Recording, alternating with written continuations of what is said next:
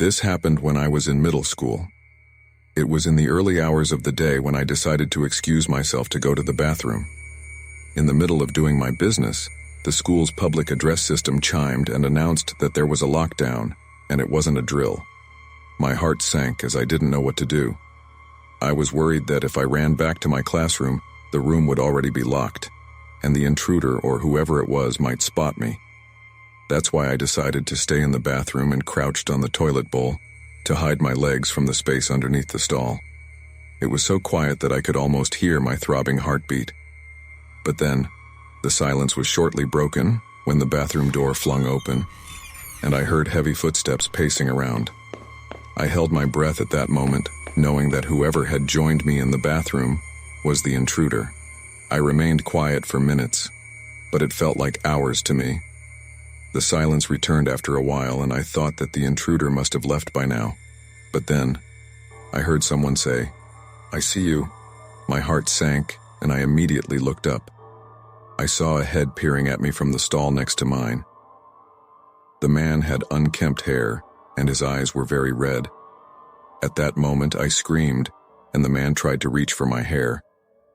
But because of the noise, someone else must have heard it and ran to the bathroom. I just covered my face, continuously screaming while I heard some banging sounds all over. After some time, someone knocked on my door and said I was safe.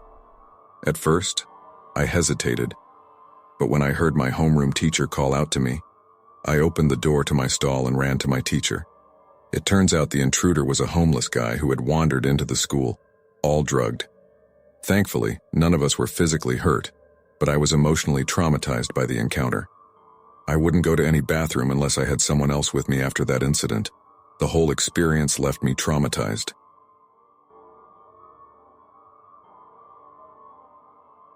This story is 100% true and honestly the scariest thing that's ever happened to me. At the age of 15, I moved to Southwest Houston. I had moved around for many years, primarily due to being in foster care and not really having a strong support system or family. Houston itself is somewhat nice, but naturally I had to be placed in a home in probably one of the most ghetto parts of the city. I was honestly one of the only Caucasian people in the area, which made it somewhat difficult to make friends due to cultural differences and so on. I met a guy named David who had a girlfriend at the time. We soon became very close, and he became very flirtatious and somewhat protective over me. I also noticed he was deeply involved with drugs and had some major anger issues. I didn't realize how truly mentally unstable he was until after hanging around him and his girlfriend for a few months. One day we skipped school and went to the nearest skate park. Naturally, as young burnouts, we just lounged around, smoked weed, spray painted, and kept busting our asses on the ramps at the park. After about 30 minutes, we were approached by several guys wearing fully black clothing. I recognized a couple of them from my biology class. Next thing I knew, they began to attack David. He was thrown onto the ground, being kicked and punched repeatedly.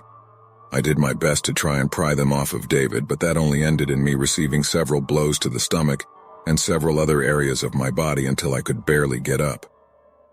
That day, we both ended up in the emergency room. David told me not to breathe a word to anyone about what happened, which only created more problems for me. But I listened because, for some odd reason, I trusted him. A week later, David found me in the hallway early in the morning before first period. He pulled me to the side and looked around anxiously, his eyes darting back and forth between different parts of the hallway. "What's going on?" I asked, completely thrown off by his sudden erratic behavior. "Those guys are going to pay for what they did to us," he whispered softly. "What do you mean?" I said nervously. "I have a gun. Miranda has one too. I'm going to take care of those fools today. Go home," he said through gritted teeth, reaching into his backpack and slowly revealing a black handgun.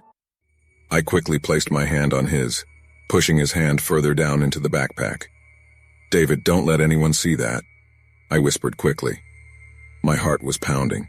My head was spinning and I felt a deep pit in my stomach. My mind raced 90 miles an hour. What the hell was wrong with him?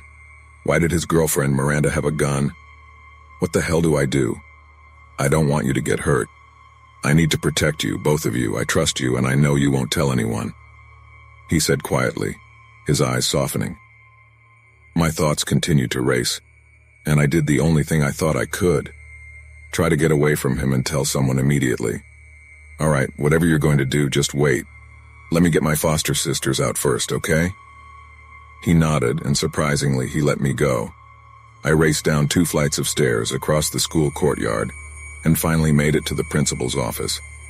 I opened the door without even knocking, which did piss our school principal off, but I cut him off before he could say anything and said, "David and Miranda both have handguns. They both brought guns into the school."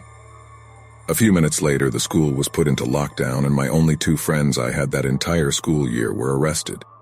There were news reports. Officers questioned me, and as you could imagine, I was grounded for quite a while for my choice of friends. I later decided to move away from that area because I wasn't sure what would happen to me if they somehow got out while I was still in the area. I don't know if they really planned to use the guns on campus, I just know that I was so scared. For me, for the other students, for the faculty. All I know is that maybe I saved someone's life that day, and I don't regret it.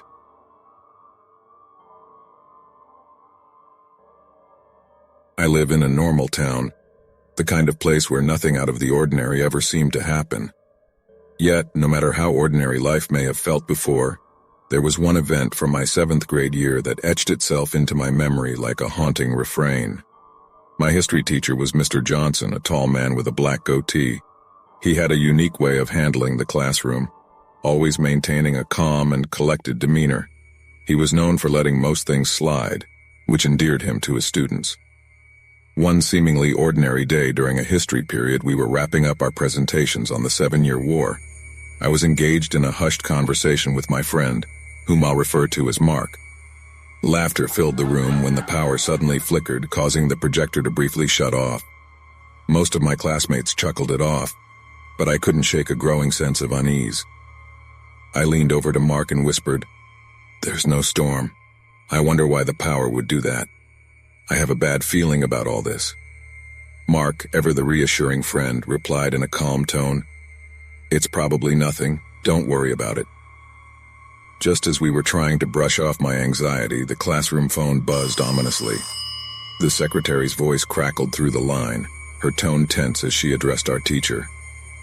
A collective sense of foreboding washed over the room. Mr. Johnson swiftly placed a sheet of paper over the class door's window, concealing our view of the outside world. He then went on to explain the lockdown procedure and rules. His usually composed voice quivered with anxiety, sending shivers down our spines.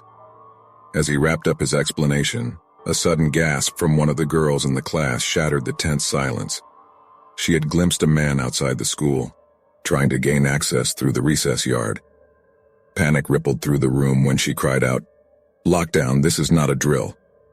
The announcement blared through the school's speakers, confirming our worst fears. We were quickly ushered to the corner of the classroom where we huddled together, our hearts pounding in our chests. Time seemed to stretch infinitely as we waited, our nerves fraying with each passing moment. The hallway remained eerily quiet, save for the distant sounds of footsteps and low, unsettling moans that grew steadily louder. Finally, the ominous noises escalated to furious banging on our classroom door. A chilling voice echoed from the other side, shouting menacing threats, "I'll kill you all." Fear coursed through our veins, and we clung to one another as the minutes ticked by. It felt like an eternity until the reassuring sound of approaching sirens and police officers filled the air. The man outside was arrested after a tense standoff that seemed to last an eternity, though it was likely only a matter of minutes. To this day, no one knows the full story behind that harrowing incident, but for those of us who were there, it's a memory etched in our minds, a reminder that even in the most ordinary of places, the unthinkable can happen, leaving a mark on our lives.